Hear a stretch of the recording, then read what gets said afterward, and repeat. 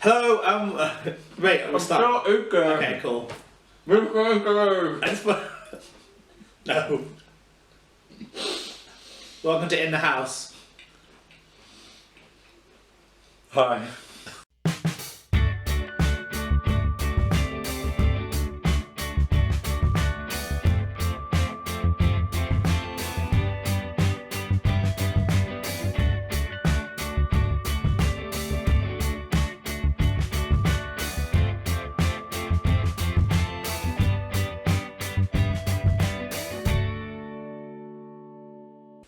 Hello and welcome to In the House. My name is Matthew Gunsel. And I'm Andy Cook. And we're here today to talk about the National Museum of Quidditch. This is an idea that kind of came about through the community.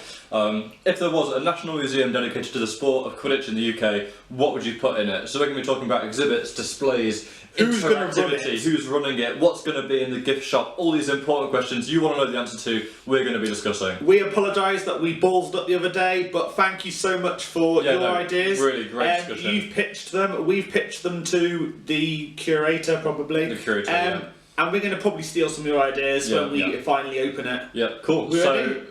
Musical interlude. Woo.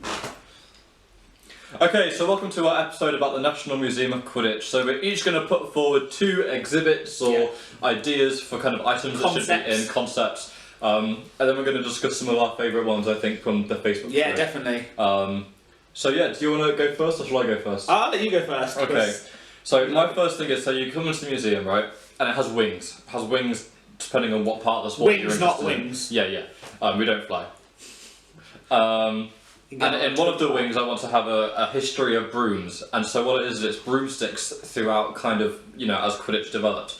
And so, what was your first broom, Andy? My first broom was a bit of bamboo, or wood, with a, insulation you get for piping, with a bit of that on the end. It was special and could probably have killed a man. See, mine was a tiki torch. What is it like? I don't know what a tiki torch is. A tiki torch. So these ones were like bamboo, and then it had like claw, not like smaller bits of bamboo that hold kind of like the canister that has the gasoline in it, and then it burns at the top. we took out the canister, and they made kind of like quasi broomsticks, but they were also like brutal. Do you still have yours? No, I don't, I'm afraid. That would have properly been our museum. So we'd have like that kind of stuff, and then we'd have kind of like the age in which bristles became a thing, and everyone was like, no, wood. Like when PVC first came to the UK, and everyone kind of was like, oh no, we really love wood. And Bex was like, no, we want PVC. And everyone else was like, no, wood, mate. No. And also look, the thickness of brooms. Yeah. I'm still a fan of the thin girth on the See, that was in early PVC. Once PVC got accepted, people were like, okay, but it's got to be thin PVC, so you make the full extent of like the lack of weight and stuff. I still think that's the best Only now it's come around to girthy PVC, which I'm a big fan of. No, see, this is what... Yeah, we're not going to have a best because I can't argue with you about girth because it's going to go wrong. Girthy brooms, guys, are king.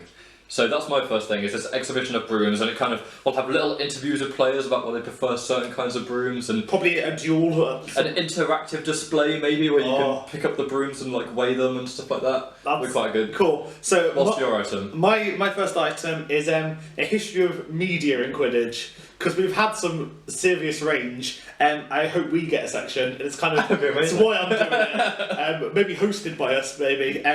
But like, we start off with Muddy Broomstick, which is kind of a bit before my time. Who was the Muddy Broomstick? Who was? Well, Barringer. No, I was trying to find out. No, I love the tea thing. I love the theory that Muddy Broomstick stood for Matt and Ben, and like Ben was president at the time, and I was vice president, and so we couldn't like officially do any sort of commentary. Can you confirm or deny this? I'm no comment. No comment. So we started off with Muddy Broomstick, and that was like proper journalism-y. Then you got ish. Then you got to Quid Crush, which kind of is less journalistic. Yeah. Brooms at Britain. Obviously Quidditch Post and Quidditchology, mate. I think we all forget about Quidditchology. Is that the Tumblr one? That's the Tumblr. I'm a big fan of that. Yeah, actually. it's kind of slowed down recently. It's like an Abby Whiteley invention, and it's amazing.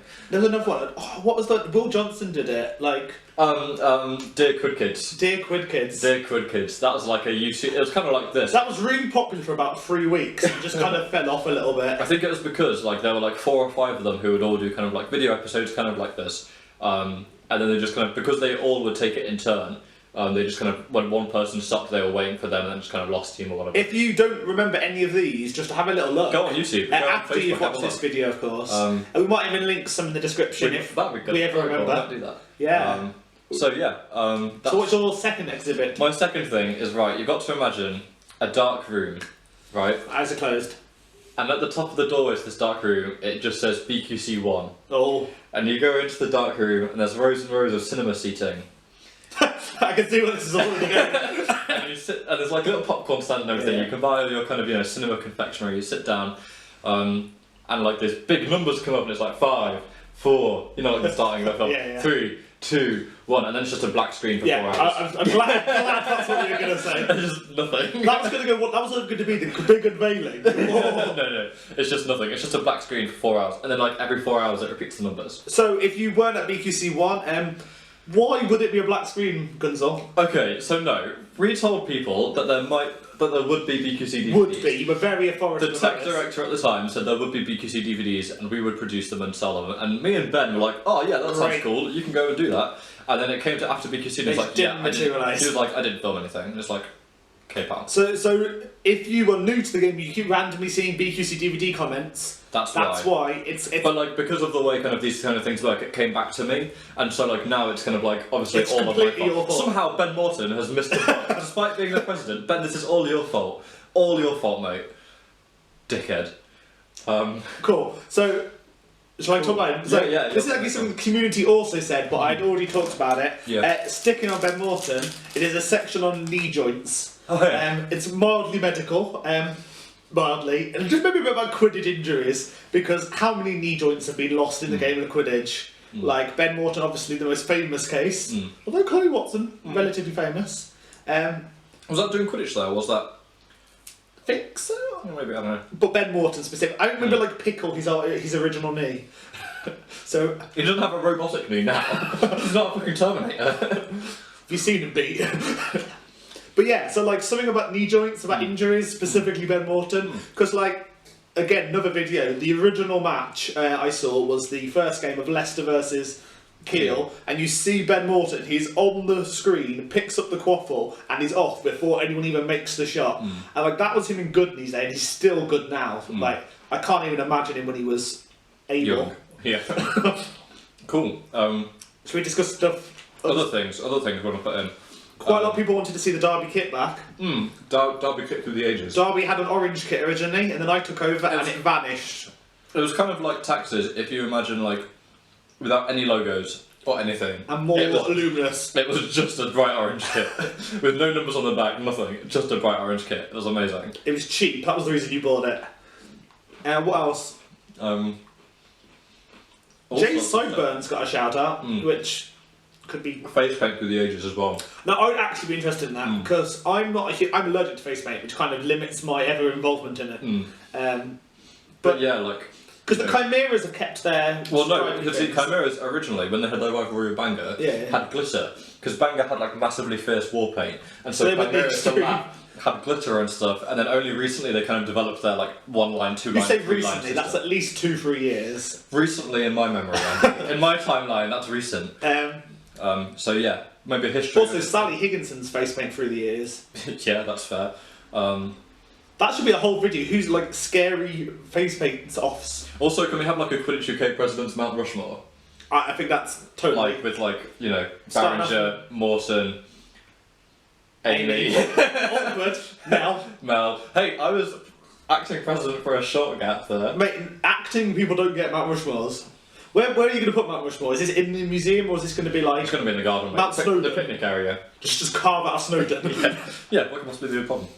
Where are we going to put this museum? See, that's the thing. Easy. Rugeley. Rugeley. Yeah. I was going to say Kiel kind of deserves some claim to it, so I think Rugeley is the big city near Kiel, maybe. Yeah, okay, I can see that. Maybe Oxford as well can have some bit of a stake to it. London, obviously, because all the big museums are in London. Interesting. I think I would probably lean towards Stoke. Yeah. Although it would probably be nicked. Yeah.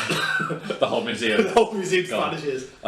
Cool. So this has been our run through of the National Museum of Quidditch. We're going to end this episode Yeah, here before if we you devolve know anymore. any museum space in Stoke, Who want to build a Quidditch museum, contact us. we'd be happy to run it on a average salary. We're historians. 22 grand a year would be fine for us. We're good. 24 maybe at a push, you know. Yeah. Cool. So I'm Matthew Gunzel. I'm Andy Cook. Thank you very much for watching In the House. Do subscribe, like us on Facebook. Click, click, click. Thank you very much. Musical outro. Way.